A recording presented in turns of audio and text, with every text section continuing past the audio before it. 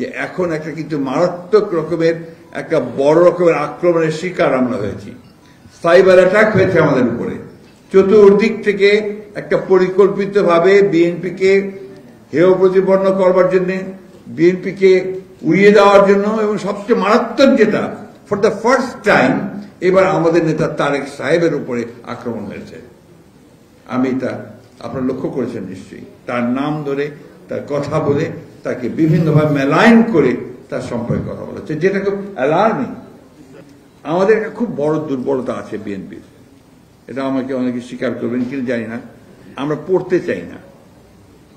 পড়াশোনাটা আমাদের কাছে একটা মানে খুব একটা ভালো বিষয় না, এটাকে বদলাতে হবে, পড়তে হবে বেশি করে। এই কথাটা বলার প্রয়োজন এই জন্য মনে করছি যে আমরা শুধু লড়াই করেছি গত সময়গুলোতে, কিন্তু সেই লড়াই থেকে সমৃদ্ধ করবার জন্য যে জ্ঞানটা, সেটা কিন্তু আমরা অনেকে অর্জন করতে পারিনি। আজকে তা না হলে যে কথাগুলো আমাদের শুনতে হচ্ছে, সেই কথাগুলো হয়তো আমরা শুনতে পারতাম, হতো না আমাদের।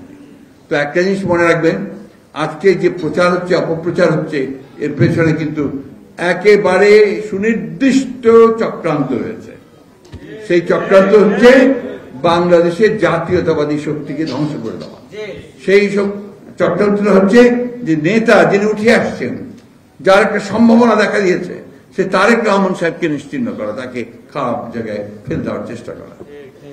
এই জিনিসগুলো কিন্তু সবসময় মনে রাখতে হবে আমাদের।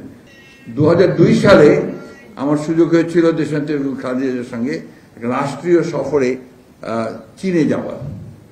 তো সেখানে প্রচন্ড শীত ছিল সে সময়, ডিসেম্বর মাস, এত বরফ পড়ছিল যে বাইরে কোনো অনুষ্ঠান করা সম্ভব ছিল না।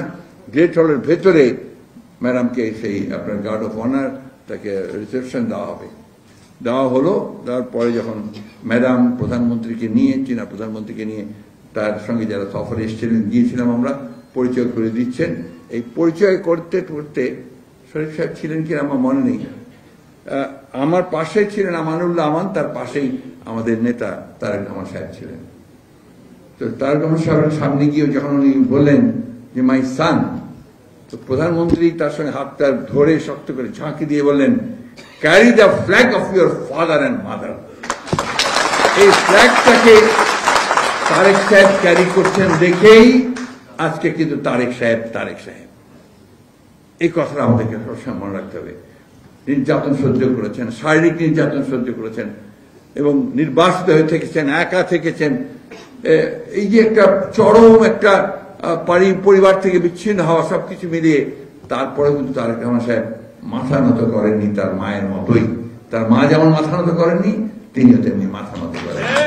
সেইখানেই তারেক রহমান সাহেব নিঃসন্দেহে আমাদের হোপ, আমাদের ভবিষ্যৎ, এবং আমাদের ভবিষ্যৎ কেমন।